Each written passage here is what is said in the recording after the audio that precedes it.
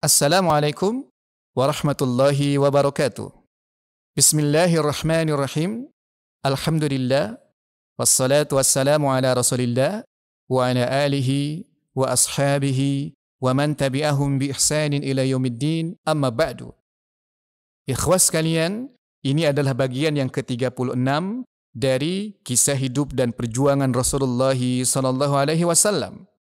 Pada kesempatan ini, saya akan melanjutkan kisah tentang Perang Uhud bagian yang keempat. Yang ingin saya ceritakan berkaitan dengan Perang Uhud ini adalah kesalahan fatal regu pemanah.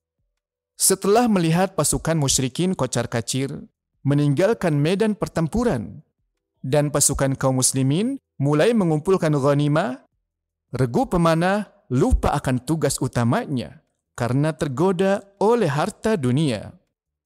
Mereka pun turun dari bukit tersebut untuk turut mengumpulkan ghanimah. Padahal Rasulullah SAW telah berpesan untuk tidak meninggalkan posisi mereka apapun yang terjadi sebelum mendapatkan perintah darinya.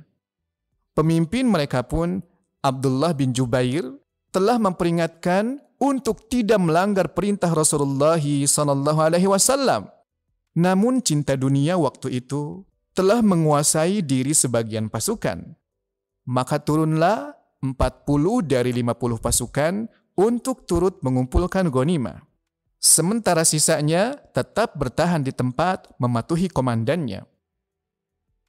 Khalid bin Walid ketika menyaksikan kejadian tersebut segera berjalan memutar membawa sebagian pasukannya hingga berada di belakang pasukan kaum muslimin. Mereka segera menghabisi pasukan pemanah, yaitu Abdullah bin Jubair dan sahabat-sahabatnya. Setelah itu, mereka mendatangi pasukan kaum muslimin dari arah belakang dengan berteriak sekeras-kerasnya.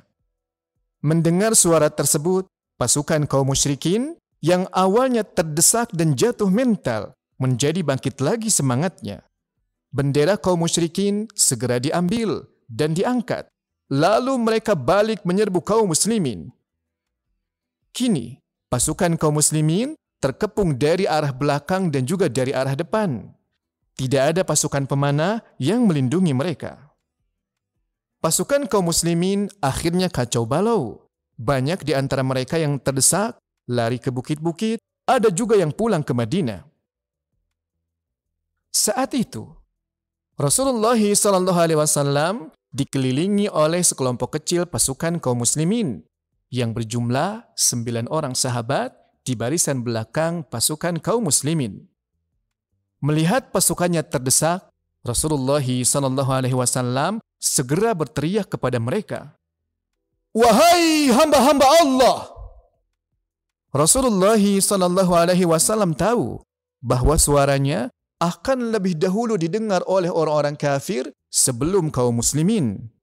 Maka serta-merta pasukan orang-orang kafir yang mendengar suara Rasulullah SAW, ia segera mencarinya dan mereka ingin membunuhnya. Karena mereka tahu bahwa dengan membunuh Rasulullah SAW, maka peperangan ini akan mereka menangkan. Saat itulah muncul isu di tengah-tengah kaum muslimin bahwa Rasulullah SAW telah dibunuh. Hal itu membuat mental sebahagian sahabat jatuh. Ada di antara mereka yang sampai melempar pedangnya dan dia menyerah. Bahkan sebahagiannya berpikir untuk meminta perlindungan dari Abdullah bin Ubay, sang gembong munafik. Namun ada sejumlah sahabat yang meluruskan keadaan. Di antaranya adalah Anas bin Nadhr. Ketika ia melihat sebahagian sahabat yang patah semangatnya, dia berkata, "Apa yang kalian tunggu? Rasulullah SAW sudah meninggal." Jawab mereka, "Jika demikian, untuk apa kalian hidup setelah kematiannya? Matilah kalian sebagaimana matinya Rasulullah SAW." Demikianlah para sahabat memompa semangat juang kaum muslimin sehingga membuat mereka sadar diri, yang membuat semangat dan keberanian mereka bangkit kembali. Kemudian mereka mengambil kembali senjata-senjata mereka untuk membendung laju pasukan orang-orang kafir yang saat itu sedang menuju ke markas Rasulullah SAW. Kawan-kawan semuanya, yang semoga senantiasa berada dalam lindungan Allah Subhanahu wa Ta'ala. Demikian kisah yang bisa saya sampaikan pada kesempatan kali ini. Wassalamualaikum warahmatullahi wabarakatuh.